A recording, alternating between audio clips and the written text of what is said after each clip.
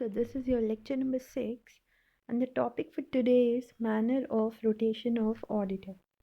For those who want to view this topic in English, I'll drop the timestamp in the comment section, and in this video I'll cover the explanation in both Hindi and English. So first, in the first half of the video I will explain in Hindi, and then in the second half of the video I'll explain the same topic in English, because this is a very small topic, manner of rotation. So that is why I have made a combined video for the same. Okay. So first let me explain you this topic in Hindi. Manner of rotation of auditors by the companies on expiry of their term. तो इसका मतलब ये हुआ, जैसा कि अभी तक हम लोगों ने एप्लीकेबिलिटी के बारे में पढ़ा था, और हम लोगों ने क्या पढ़ा था कि जो इंडिविजुअल है ना, वो एक टर्म से ज़्यादा नहीं रह सकता 5 consecutive years के as an auditor of the company, and जो फर्म है वो 2 टर्म ऑफ 5 consecutive years से ज़्यादा नहीं रह सकती, राइट। तो अब हम लोग यही पढ़ें कि जब उनका जो टर्म है वो एक्सपायर हो जाएगा, that means there cooling period for the same company will start, means for the company in which they were the auditor, जिस कंपनी में वो ऑडिटर थे उस कंपनी में उनका जो कूलिंग पीरियड है वो स्टार्ट हो जाएगा, क्योंकि एक टर्म के बाद में वो 5 साल के लिए उस कंपनी में अपॉइंट नहीं हो सकते, लेकिन वो दूसरी कंपनी में तो अपॉइंट हो सकते हैं। तो हम लोग क्या करेंगे, इसी प्रोसेस को हम क्या बोलते हैं, रोटेशन बोलते हैं। आप लोगों को याद होगा अपनी स्कूल लाइफ का, आपके टीचर्स अगर आपसे करवाते होंगे, रोटेशन होता था, सीट का, रो का, बहुत सारे टाइप के रोटेशन करवाते थे। तो वो क्या करवाते थे, like suppose there are 4 seats या 3 सीट्स, तो जो ये वाला बंदा है वो नेक्स्ट इस वाली सीट पे आएगा, ये वाला बंदा यहाँ जाएगा, इस टाइप से हमारा रोटेशन चलता था स्कूल लाइफ में। उसी तरह से ऑडिटर का भी रोटेशन चलता है कि सपोज उसका कंपनी सॉरी कंपनी ए में उसका जो मतलब कूलिंग पीरियड है वो स्टार्ट हो गया है, तो फिर वो कंपनी ए से कंपनी बी पे चला जाएगा, कंपनी सी पे चला जाएगा उसके बाद में। मतलब ये जो भी मैनर है ना, ये अभी हम लोग यही पढ़ने वाले हैं कि ये जो मैनर ऑफ रोटेशन है किस टाइप से होता है, एंड इसको करने की जो पावर होती है, जो रिस्पॉन्सिबिलिटी होती है, वो किसकी होती है। ठीक है, तो ये मैंने आपको बता दी कि रोटेशन होता कैसे और कब होता है। जब उसका कूलिंग पीरियड उस कंपनी में स्टार्ट हो जाता है तो फिर उसको हटा के दूसरी कंपनी में ऑडिटर बना दिया जाता है। तो इन्होंने ये बोला है कि जो रूल 6 है of the companies audit and auditors rule 2014, वो मैनर प्रिस्क्राइब करता है रोटेशन ऑफ ऑडिटर्स का on expiry of their term which is given below. तो ये जो रूल 6 है ना, इसके अकॉर्डिंग आपका जो है वो मैनर ऑफ रोटेशन होता है। एंड स्टूडेंट्स, मैं आप लोगों को एक यू कैन से एडवाइस और टिप देना चाहूँगी कि जैसे आप लोग इसमें पढ़ के कॉन्फिडेंट हो गए हो, ठीक है, तो आप लोग क्या करो ना, आप लोग पास्ट एग्ज़ाम के क्वेश्चन पेपर्स उठा के देख लो, एंड उसमें आप क्या करो, क्वेश्चंस ढूंढो, जो जो चैप्टर्स आप करते जा रहे हो उसके क्वेश्चंस ढूंढो, एंड उसको सॉल्व करने की कोशिश करो विदाउट रिवाइजिंग। ठीक है, मैं ये नहीं कह रही कि आप रिवाइज करो चैप्टर फिर देखो, फिर इसके बाद में आप ये देखो कि क्या आप वो जो क्वेश्चन है उसको पढ़ के आप रिकॉग्नाइज कर पा रहे हो या नहीं कर पा रहे हो कि वो किस चैप्टर का है, किस टॉपिक का है। एंड देन अगर आपने रिकॉग्नाइज कर लिया है तो फिर आप उसमें मतलब क्या कंटेंट आप कितना याद रख पा रहे हो, याद रख भी पा रहे हो उसके प्रोविजंस या नहीं। तो इस तरह से आप डेली बेसिस पे ना 1 या 2 क्वेश्चन करते चलो, ठीक है। तो उससे क्या होगा कि आपकी प्रैक्टिस भी होगी, आपको पेपर के एनालिसिस का आइडिया भी होगा। वैसे तो ऐसा होता नहीं है ऑडिट के पेपर में कि कोई क्वेश्चन फिक्स ही होता है कि किस चैप्टर से आएगा, बट स्टिल आपको काफ़ी हद तक पेपर पढ़ना आएगा, उसको सॉल्व करना आएगा, एंड आपकी ब्रेन की भी एक्सरसाइज होगी। तो इसको एक एक्टिविटी बना लो डेली 10 मिनट्स की, आपको ऑडिट एंड लॉ में ये सेम एक्टिविटी करनी है, तो उससे आपको बहुत ईजी रहेगा कोई भी प्रोविज़न को ज़्यादा लंबे समय तक याद रखने में, एंड आपके ब्रेन पे स्ट्रेच पड़ेगा, याद रहेगा आपको। तो मतलब आप अच्छे से उसको फिर एग्ज़ाम में रिकॉल कर पाओगे, ठीक है। Okay, moving back to the topic. तो audit committee shall recommend to the board. अब देखो, जहाँ पे भी ऑडिट कमिटी बनेगी ना, तो ऑडिट कमिटी एक तरह से क्या हो गए, हेड हो गए। लाइक स्कूल के टाइम को ही हम याद कर लेते हैं कि जब हमारा प्रिंसिपल होता था, एक वाइस प्रिंसिपल भी होता था। फिर सीबीएसई बोर्ड की हूँ मैं, इसलिए मैं बोल रही हूँ कि हमारे तो कोऑर्डिनेटर्स एंड बहुत सारे इस टाइप से डिफरेंट डिफरेंट पोजीशन पे टीचर्स होते थे, ठीक है। तो क्या होता था ना कि अगर प्रिंसिपल हैं तो सारे डिसीजंस मेजर प्रिंसिपल मैम ही लेंगी, बट अगर वो सपोज कहीं गए हुए हैं या फिर रिप्लेसमेंट हो रहा है एंड उस बीच में कोई भी नहीं है as a principal of the school, तो फिर सारी की सारी अथॉरिटीज़ किसके पास आ जाती थी? वाइस प्रिंसिपल के पास में आ जाती थी।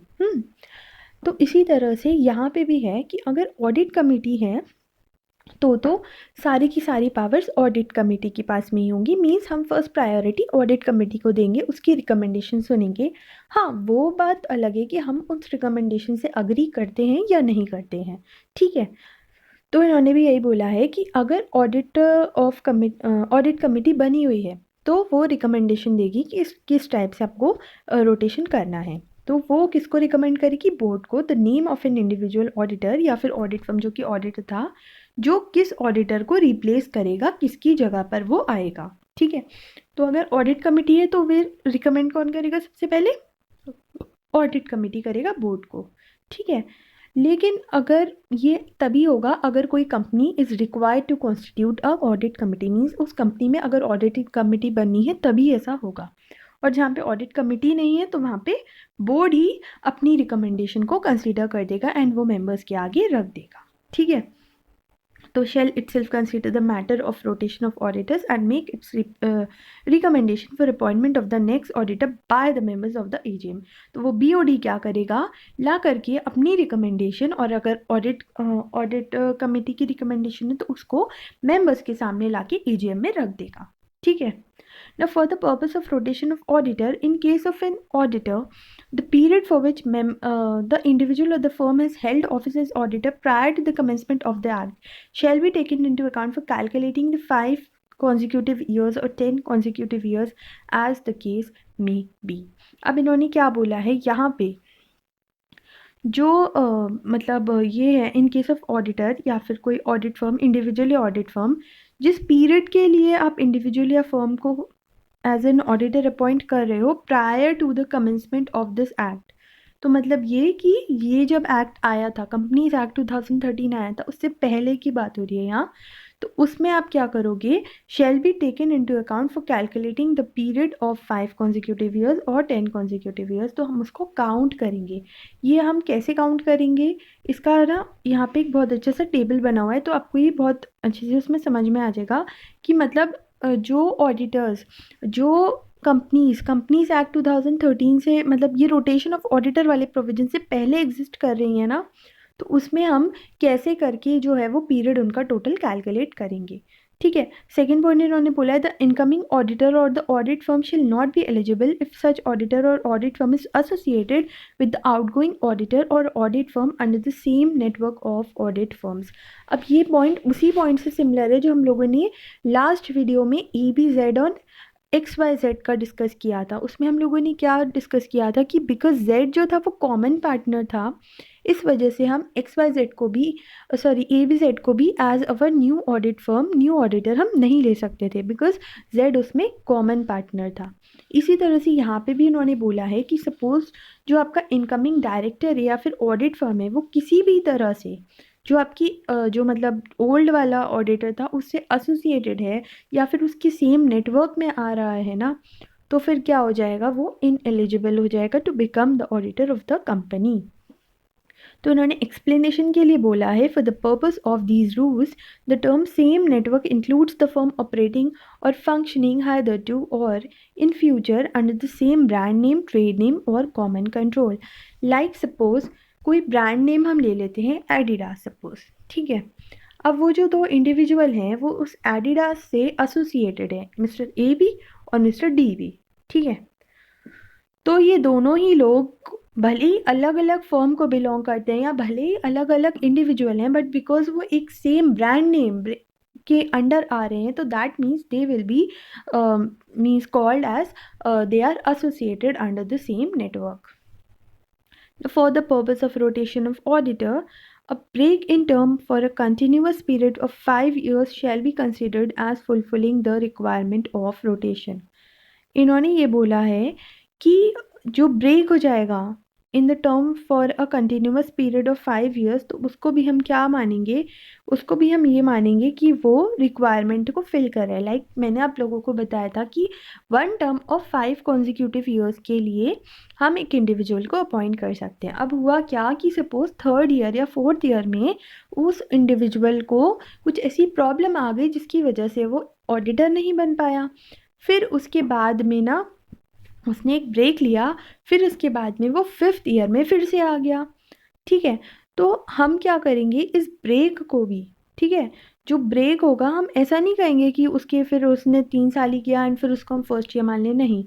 वो जो टोटल होगा, लाइक सपोज 1st में था, 2nd में था, 3rd में था, 4th में कुछ ऐसा हो गया कि वो मतलब नहीं आ पाया, फिर 5th में आया, फिर 6th में आया, तो फिर जब उसके टोटल 5 years हो जाएंगे ना, तो फिर हम उसको क्या मान लेंगे कि उसका 5 साल कंप्लीट हो गया। मतलब ऐसा नहीं कि कंटिन्यूअस है, अगर ब्रेक भी हो जाता है हम तब भी उसको मानेंगे कि उसने 5 consecutive years ही और मतलब वो ऑडिटर रहा है। A break in the term of for 5 consecutive years of 5 years, continuous period of 5 years shall be considered as fulfilling the requirement of rotation। मतलब ब्रेक को भी we will consider। And if a partner who is in charge of an audit firm and also certifies the financial statements of the company retires from the said firm and joins another firm of chartered accountants, such other firm shall also be ineligible to be appointed for a period of 5 years। अब इन्होंने ये बोला है कि जैसे हमारे कल वाले एग्जाम्पल में हम डिस्कस कर लेते हैं, XYZ और ABZ था, ठीक है। अब सपोज उसमें XYZ में मिस्टर एक्स जो है वो रिटायर हो गया और उसने जाके ABZ ज्वाइन कर लिया। अब XYZ का तो टर्म कंप्लीट हो गया था, लेकिन बिकॉज उसने ABZ को जाके ज्वाइन कर लिया तो फिर उसकी वजह से क्या होगा, ABZ भी इनएलिजिबल हो जाएगी। बिकॉज क्या हुआ ना, वो जो था वो बंदा ने तो रिटायर कर लिया एंड उसका जो है 5 years वाला जो मतलब टर्म है वो कंप्लीट हो गया है। या फिर अगर ऑडिट फर्म है तो उसका कूलिंग पीरियड स्टार्ट हो गया, 2 terms उसने कंप्लीट कर लिए हैं, तो फिर क्या होगा, वो वाली फर्म भी इनएलिजिबल हो जाएगी जिसको जाके रिटायरिंग ऑडिटर ज्वाइन करेगा। ठीक है, अब ये वाला जो इलस्ट्रेशन है ना, ये यही वाले पॉइंट को आपके एक्सप्लेन करेगा जो ये वाला पॉइंट था एग्जिस्टिंग फर्म्स वाला। मतलब जो एग्जिस्टिंग कंपनीज थी before the rotation of auditor वाला, जो मतलब 139(2) सेक्शन से पहले जो एग्जिस्टिंग कंपनीज थी ना, तो उनका पीरियड हम कैसे काउंट करेंगे, उनका रोटेशन कैसे होगा, वो चीज़ हम आपको बताएंगे। The number of consecutive years for which an individual auditor has been functioning as an auditor in the same company, ठीक है। तो ये क्या है, ये 5 है, ये 4 है, ये 3 है, ये 2 है, ये 1 है, मतलब ऐसे करके उन्होंने किया है 5 साल, 4 साल, 3 साल। अब maximum number of consecutive years for which he may be appointed in the same company including transitional period। Now what is this transitional period? मैंने आप लोगों को बताया था कि इन लोगों को एक छूट मिली हुई थी एंड इनकी छूट ये थी कि इनको 3 साल के अंदर अंदर जो है था वो करनी थी, अपनी फर्स्ट एनुअल जनरल मीटिंग करनी थी जब कमेंसमेंट ऑफ एक्ट हो गया था। एंड जब वो कर लेंगे ना फर्स्ट एनुअल जनरल मीटिंग, उसके बाद ही वो क्या होंगे, इनएलिजिबल होंगे। अदरवाइज वो उस कंपनी तक मतलब इनएलिजिबल क्या होंगे, उनका कूलिंग पीरियड तभी स्टार्ट होगा जब फर्स्ट एजीएम स्टार्ट हो जाएगी, फर्स्ट एजीएम कंडक्ट हो जाएगी। लेकिन अदरवाइज वो क्या कर सकते हैं, वो कंटिन्यू कर सकते हैं उस फर्म में एज एन ऑडिटर। ठीक है, ये चीज़ थी आपकी which will not be later than first annual general meeting, याद होगा अगर आपको तो वही चीज़ इन्होंने बोला है। ये 3 साल तो वही वाला ट्रांजिशनल पीरियड हो गया जब तक कि हम क्या करेंगे, अपनी वो करेंगे फर्स्ट एनुअल जनरल मीटिंग। ठीक है, तो अब क्या हुआ ना, इसने 5 साल तो था वो कंप्लीट कर लिया, लेकिन क्या, क्योंकि एग्जिस्टिंग कंपनी है तो इसने 5 साल ऑलरेडी कंप्लीट कर लिया, तो फिर क्या मतलब ये एलिजिबल रहेगा, नॉर्मली तो नहीं रहेगा, बट बिकॉज ये ऑलरेडी एग्जिस्टिंग कंपनी है, सो दैट इज़ वाई हम 3 years का टाइम इसको और देंगे और ये क्या हो जाएगा, 8 years हो जाएगा। इसी तरह से 4+3 7 हो जाएगा, 3+3 6 हो जाएगा। अभी जो लास्ट वाला केस है, इसने क्या करा है, सिर्फ 1 साल ही रहा है, ये टोटल कितने साल रह सकता है, 5 साल रह सकता है, तो वही चीज़ यहाँ पे हो गई है। इसको ट्रांजिशनल पीरियड इसलिए ही 4 साल का मिला है बिकॉज इसका तो 1 ही साल कंप्लीट हुआ ना, दैट इज़ वाई। ठीक है। तो individual shall include other individuals और फर्म्स हुज नेम और ट्रेड में, अब इसमें भी वही चीज़ है जो मैंने एडिडास वाला अभी एग्जांपल दिया था आपको।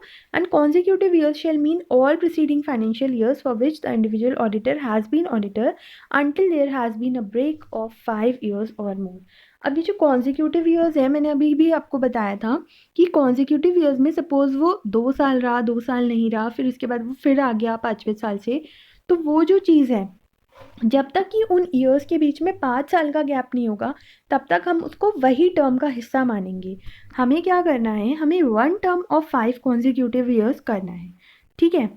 तो सपोज वो फर्स्ट ईयर ऑडिटर था तो हमारा एक ब्लॉक हो गया, फिर वो सेकेंड ईयर भी था, एक ब्लॉक हो गया, थर्ड ईयर वो नहीं रहा ऑडिटर, फोर्थ ईयर भी नहीं रहा, फिफ्थ ईयर भी नहीं रहा, सिक्स ईयर वो फिर आ गया, फिर सेवन्थ ईयर वो फिर आ गया। तो इस तरह से जब तक कि उसका 1 टर्म ऑफ 5 कॉन्जिक्यूटिव ईयर्स, लेकिन हाँ ये कंडीशन है कि उन ईयर्स के बीच में 5 साल से ज़्यादा का गैप नहीं होना चाहिए, बिकॉज फिर वो क्या मान लेंगे कि वो ब्रेक हो गया कॉन्जिक्यूटिव ईयर्स में।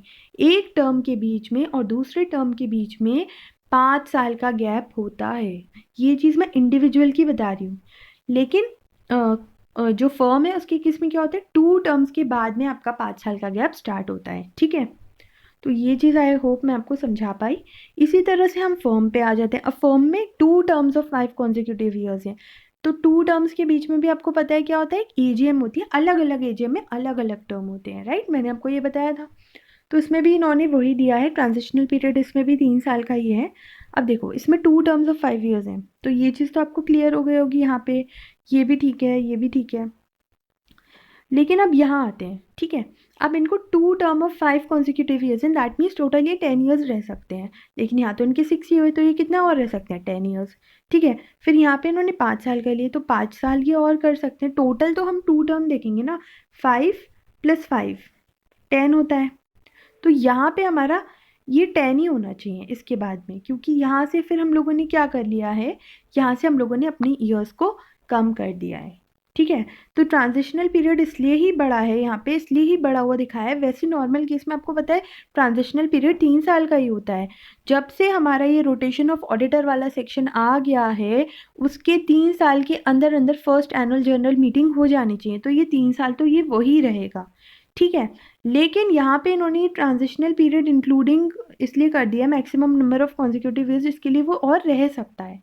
तो देखो यहाँ इसके मतलब टोटल तो ये 10 रह सकता था, तो ये 6 साल तो तब रह लिया जब ये एग्जिस्ट कर रहा था। फिर उसके बाद में 4 साल का हम ट्रांजिशनल पीरियड इसलिए दिखा रहे हैं क्योंकि 3 साल तो वही हो गए एजीएम वाले, एंड 1 साल हम एक्स्ट्रा इसलिए दिखा रहे हैं क्योंकि हमें टोटल 10 करना है। तो ये एक तरह से यहाँ टोटल 10 होना चाहिए, इस पर आप इतना फोकस मत करिए।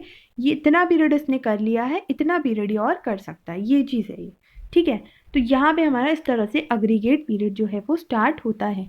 ये चीज़ अगर किसी को भी बिल्कुल भी समझ नहीं आई हो ना, तो आप मुझे कमेंट करके बता देना, फिर भी मैं एक बार आपको लास्ट टाइम एक्सप्लेन करने की कोशिश करती हूँ। देखो जो ऑडिट फर्म है वो 2 टर्म्स ऑफ 5 कॉन्जिक्यूटिव ईयर्स तक ऑडिटर रह सकता है। तो टोटल कितने हो गए, 5 + 5 = 10। अब हुआ क्या, फर्स्ट केस में वो एग्जिस्टिंग कंपनी थी एंड उसने 10 साल अपने कंप्लीट कर लिए थे, लेकिन एग्जिस्टिंग कंपनी को ये छूट मिली हुई थी कि वो जो है वो 3 साल तक, मतलब जब से ये एक्ट आया है उसके 3 साल के अंदर अंदर उसको फर्स्ट एनुअल जनरल मीटिंग करनी होगी। जब तक वो एनुअल जनरल मीटिंग नहीं हो जाती तब तक वो ऑडिटर रह सकता है, राइट। तो इस वजह से उसका क्या हो गया, यहाँ पे 13 ईयर्स हो गया अग्रीगेट पीरियड। अब सेकेंड केस में आते हैं, 9 ईयर्स तक वो ऑडिटर रह लिया था, फिर उसके बाद में फिर से इसको 3 साल ये वाले मिल गए थे एजीएम वाले, तो उसका अग्रीगेट पीरियड 12 साल आ गया। 8 साल उसने कंप्लीट कर लिए थे, 11 साल हो गया। 7 साल उसने कंप्लीट कर लिए थे, 3 साल और, तो फिर से ये 10 आ गया, ठीक है। अब अभी तक हम लोगों ने क्या किया है, इस वाले केस में 6 ईयर वाले में सिर्फ 6 साल ही वो बंदा ऑडिटर रहा है। वो कितने साल और रह सकता है, 4 साल। तो फिर इसमें हम क्या करेंगे, बिकॉज इसने 6 साल तो ऑलरेडी कर ही लिया है अपना टाइम, अब वो और कितने टाइम कर सकता है, 4 साल कर सकता है। अब यहाँ पे आप बोलोगे कि यहाँ पे 6 + 3 क्यों नहीं किया, क्योंकि हम 6 + 3 अगर कर भी लेते हैं तब भी तो उसका 1 साल बचेगा ना, टोटल तो वो 10 साल रह सकते हैं, क्योंकि ये क्या है, ऑडिट फर्म है, इसलिए हम लोगों ने यहाँ ऐसे किया है, ठीक है। अब उसने सिर्फ 5 साल ही कंप्लीट किया है, तो फिर वो उसके पास में 5 साल तो आराम से हैं ही, और तो यहाँ पे ऐसी कोई ऑब्लिगेशन नहीं रहेगी कि उसको एजीएम कंडक्ट कराने के बाद छोड़ना ही छोड़ना है, क्योंकि उसके पास में ड्यू रहेगा 1 साल। यहाँ पे देखो, यहाँ पे 1 साल ड्यू रहेगा, यहाँ 2 साल ड्यू रहेंगे, ये चीज़ है। ठीक है, आई होप अब आप लोग समझ पाए। फिर भी अगर नहीं आया तो मुझे कमेंट सेक्शन में ज़रूर बताना, मैं इसको आपको फिर से समझा दूंगी। नोट हम लोग देख लेते हैं। इसमें नोट वही है कि ऑडिट फर्म जो है वो सब इंक्लूड करेगी, ट्रेड नेम वगैरह। एंड कॉन्जिक्यूटिव ईयर्स में इसमें भी इन्होंने यही बोला है कि ब्रेक अगर हो जाएगा, 5 साल से ज़्यादा का नहीं होना चाहिए, 5 साल से अगर कम है तो भी हम उसको कॉन्जिक्यूटिव ईयर्स में कंसीडर करेंगे। फोर्थ पॉइंट उन्होंने बोला है, where a company has been appointed 2 or more individuals of firms or a combination thereof as joint auditors, the company may follow the rotation of auditors in such a manner that both or all of the joint holders as the case may be do not complete their term in the same year. अब suppose वहाँ एक से ज़्यादा partner हैं या 2 joint holder हैं, तो इस तरह से इनका रोटेशन होना चाहिए कि एक साथ दोनों के दोनों गायब ना हो जाए, या दोनों का टेन्योर एक साथ एक्सपायर ना हो जाए। ठीक है, तो as you would have noticed, the provisions relating to disqualifications and rotation of auditors are meant to ensure that audit function remains unbiased.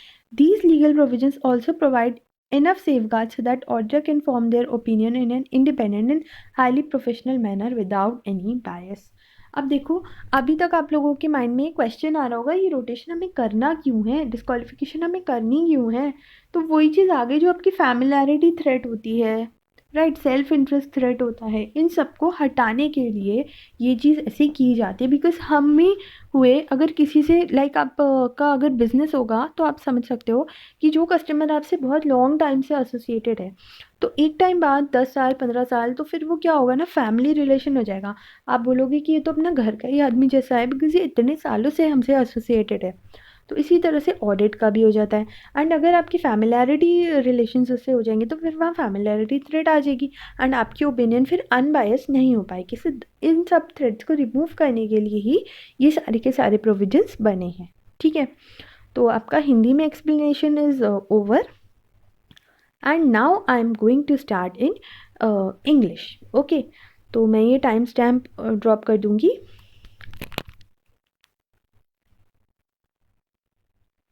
So guys, English explanation is going to get started. Manner of rotation of auditors by the companies and expiry of their term. So your Rule 6 of Companies Audit and Auditors Rule 2014 prescribes the manner of rotation of auditor and expiry of their term, which is given below. Now we have already studied that in rotation of auditor, an individual has a tenure of one term of 5 consecutive years, and an audit firm has a tenure of 2 terms of 5 consecutive years.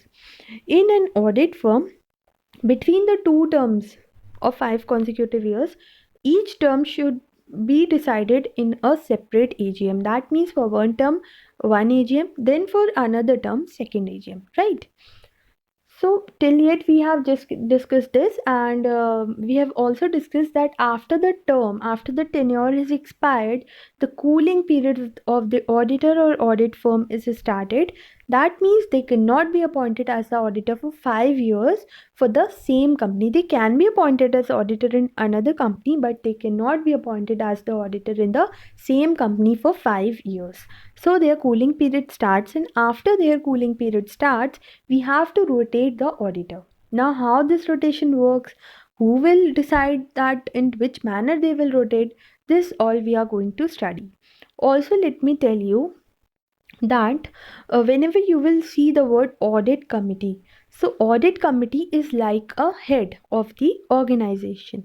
After the audit committee there are board of directors, and after that there are members. Okay, so audit committee is the head. So whenever a company is required to constitute an audit committee, there, first of all, we will listen to the recommendation of audit committee only. And where there is no audit committee, then the board will get the powers. Okay. So in the first point, they are saying that audit committee shall recommend to the board the name of an individual auditor of an audit firm who may replace the incumbent auditor on expiry of the term of such incumbent. That means when the cooling period of the auditor starts, the audit committee will recommend to the board that in place of him, just place him. Okay, in place of this auditor, we will place this auditor. So, the audit committee shall recommend to the board the name of that individual auditor or audit firm who may replace the incumbent, because the existing auditor of that particular firm, his tenure has expired. That means his schooling period has started. So that is why we have to appoint another auditor, and this another auditor appointment is basically rotation of auditor. Okay, it is not actually appointment. Okay, it is just replacement, you can say. Now, second point says where a company is required to constitute an audit committee, the board shall consider the recommendation of such committee, and where the company is not required to constitute the audit committee, the board shall itself consider the matter of rotation and make its recommendation for the appointment of next auditor by the members in the AGM. Now, where there is audit committee, the board will listen to the audit committee. That means the audit committee will recommend to the board, and where there are no recommendation, where there is no audit committee, the recommendation will be from board.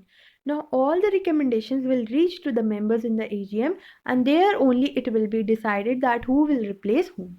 Okay. Now, for the purpose of rotation of auditor, in case of auditor, the period for which the individual or the audit firm has held an office as auditor prior to the commencement of this act. Now, this prior to the commencement of this act talks about prior to the commencement of section number 139 subsection 2. That means we are talking about those companies, those are existing companies before this section has evolved. Okay. So how will we consider their period? So this we will discuss with the help of a table. Shall be taken into account for calculating a period of 5 consecutive years or 10 consecutive years, as the case may be. First, let me explain you this table only. See, here they are talking about number of consecutive years for which an individual auditor has been functioning as auditor. So they are talking about that this is the period for which they have been the auditor. Now we have already studied that the existing companies, that means those companies which are existing before this section of rotation of auditor, they have an advantage that they can continue in spite of their tenure is expired.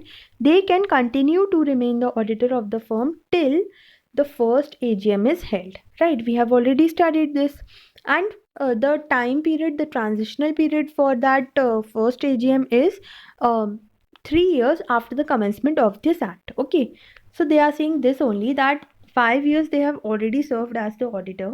Now 3 years is the transitional period. So after the first AGM will be conducted, their tenure will be expired. So they can continue to be the auditor for 8 years or more. Similarly, in the second case, they have already completed 4 years. Now their transitional period will be for 3 years, so it will be 7 years. Then 3, 3, 6. Now in this point, they have completed only 1 year.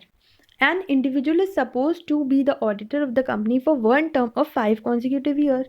So because he has already completed 1 year, he has a balance of 4 years only. So that is why they have written that this is the maximum number of consecutive years for he may be appointed. So this is 4 years, and this includes your transitional period. That means this includes your 3 years. Okay.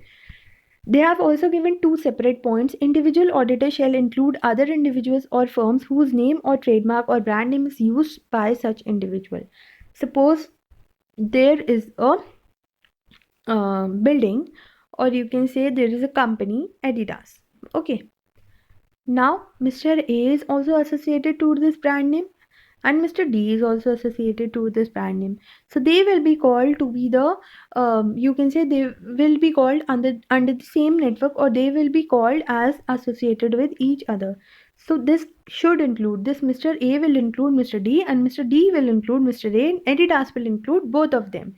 So whenever we will talk about A, he will represent all the 3. Okay, so an individual will be considered, shall include all other individuals also who come under his group, who come under his name, under his brand name or trade name. Okay, and consecutive years shall mean all preceding financial years for which the individual auditor has been the auditor until there has been a break of 5 years or more. So they are saying that suppose an individual is an auditor for 9 years. Okay, 9 years, and after 9 years there was a 1 year break, and again he has been the auditor for 10th year, 11th year, and likewise. Okay, sorry, 10th year was a break, and 11th year, 12th year.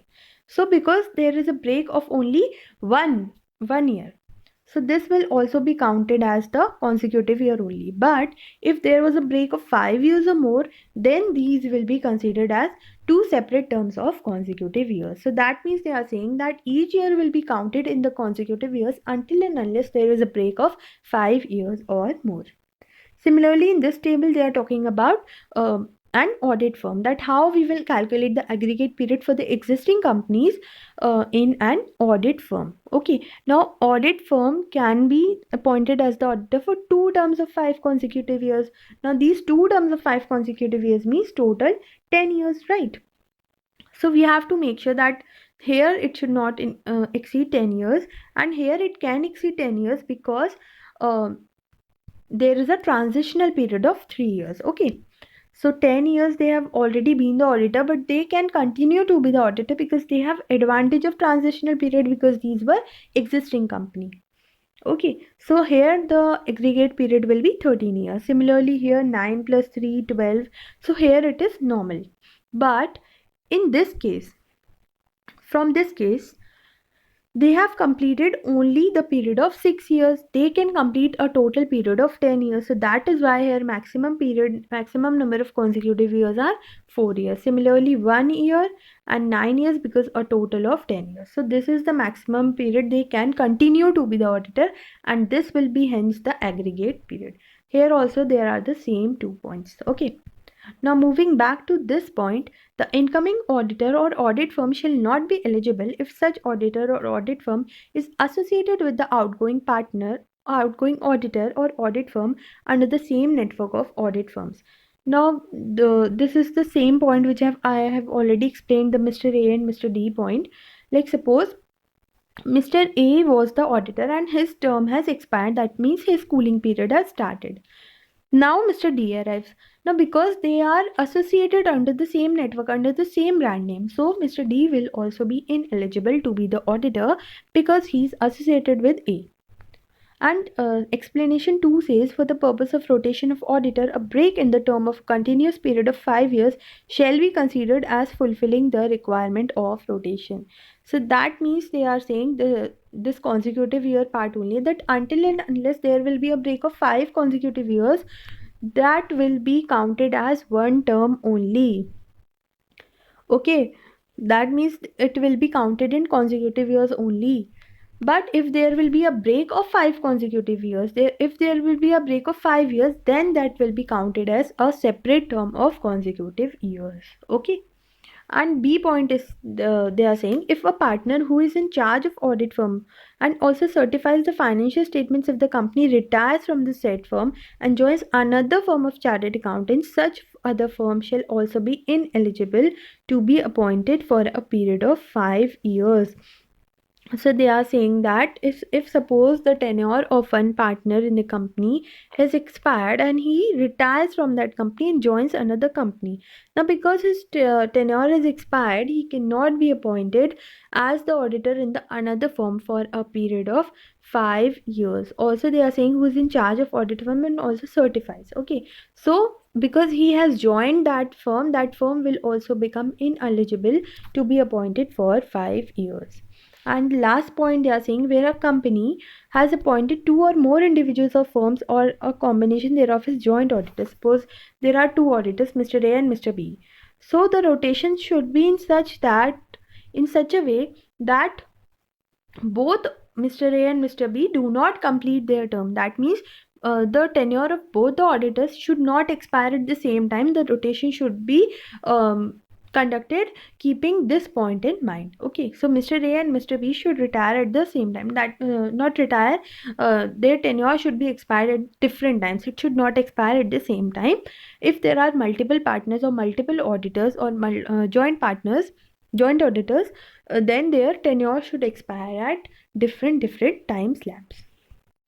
Now they are saying in this explanation, they are just saying that this rotation of auditor and disqualification of auditor provisions are made to you can say to remove the familiarity thread or to decrease the happening of the familiarity thread So that is why we have made the provisions for rotation of auditor and disqualifications of auditor. So I hope till here you are clear, and from the next video we will start with provisions relating to audit committee.